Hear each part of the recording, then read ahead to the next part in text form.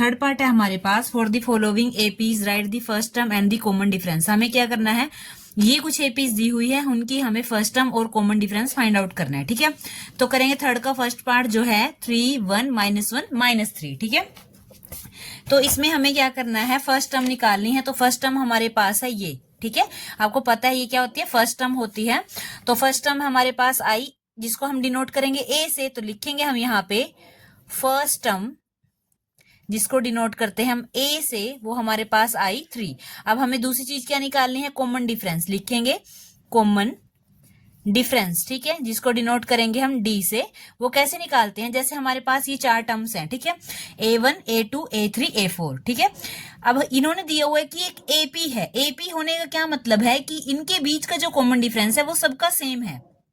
अब चाहे हम कॉमन डिफरेंस निकालें इन दोनों के बीच का, चाहे इन दोनों के बीच का, या फिर इन दोनों के बीच का, सबका कॉमन डिफरेंस सेम आएगा, ठीक है।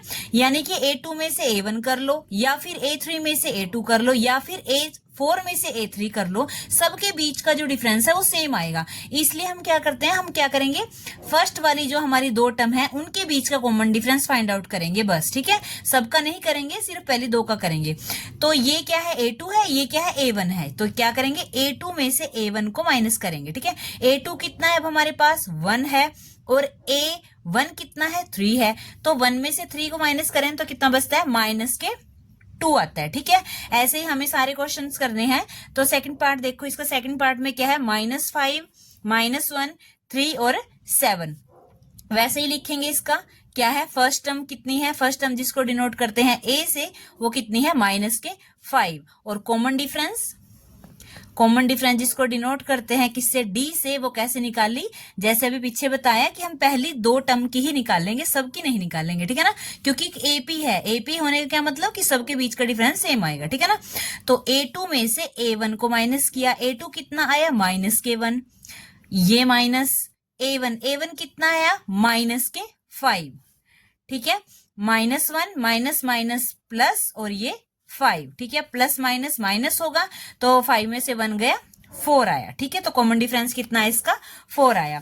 जो नेक्स्ट पार्ट है वो भी ऐसे ही है।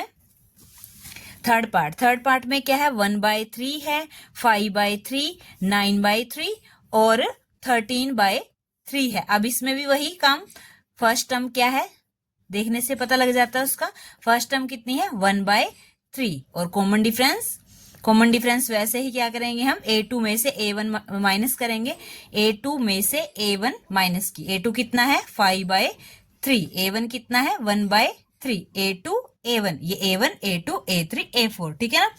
तो क्या लेंगे, इनका एलसीएम लेंगे। 3 को 3 से किया 1 आया, 1 को 5 से मल्टीप्लाई किया 5 आया, -3 को 3 से किया 1 आया, 1 को 1 से किया ऊपर वाले से तो 1 आया।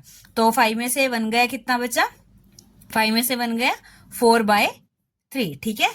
तो 4/3 क्या है, इसका कॉमन डिफरेंस आया। तो ऐसे ही हम नेक्स्ट करेंगे फोर्थ पार्ट क्या है, 0.6 1.7 2.8 और 3.9।